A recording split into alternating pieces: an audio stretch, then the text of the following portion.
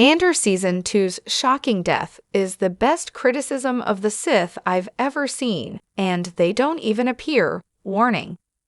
This post contains spoilers for Andor Season 2 episodes 7 to 9. Andor Season 2's latest episodes feature a major character death, one that serves as Star Wars' biggest criticism of the Sith. The other Star Wars movies and TV shows have always made it obvious why the Sith are bad.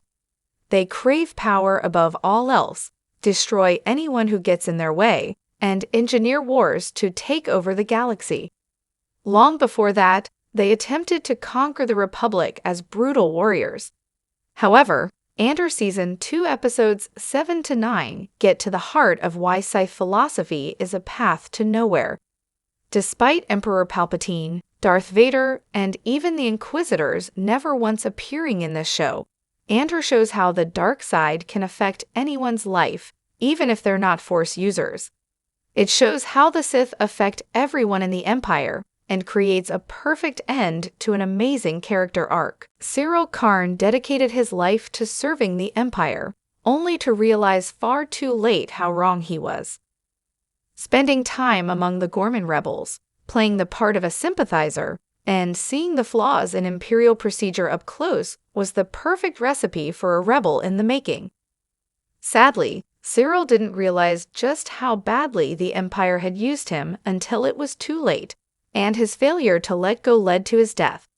George Lucas has always talked about how everyone in Star Wars has a destiny laid out for them, but it's up to them to choose whether they'll follow it.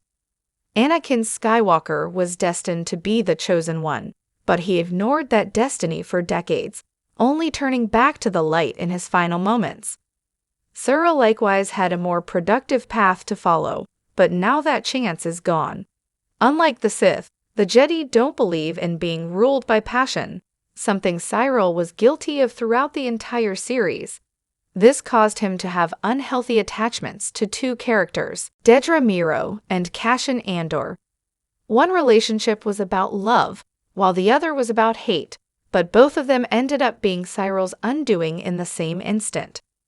Cyril was so blinded by his love for Dedra, his need for her approval, and his desire to be like her that he constantly ignored his own misgivings.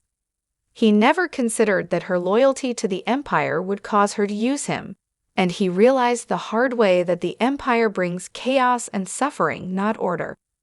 Likewise, Cyril's lingering hatred of Cassian caused him to forget everything and throw his life away in a fight. Even in an episode with the mass murder of the Gorman people, Cassian's final words to Cyril were perhaps the most brutal moment. Cyril hated Cassian, threw his career away trying to find him, and everything about his current life can be traced back to Cassian's actions at the start of the show. So the most devastating thing Cyril could have heard was that Cassian didn't even remember who he was. This demonstrates another key flaw in thinking like a Sith, that the need for revenge is pointless and leads to destruction. Cassian may have been on Gorman to kill Dedra, but he made clear earlier that it was for practical reasons, not revenge.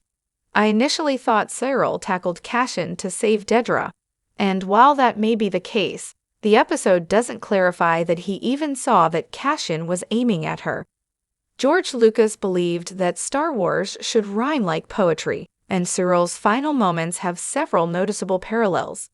His reaction to the Gorman massacre, staring with horror, and tuning out the danger around him, is nearly identical to his reaction after Cassian and Luthen killed his men back in Season 1.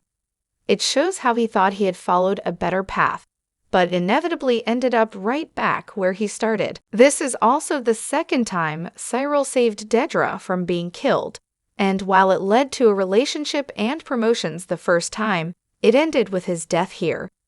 He has Cassian at gunpoint, the same way Cassian held a gun to his head back in Season 1, and neither of them killed the other.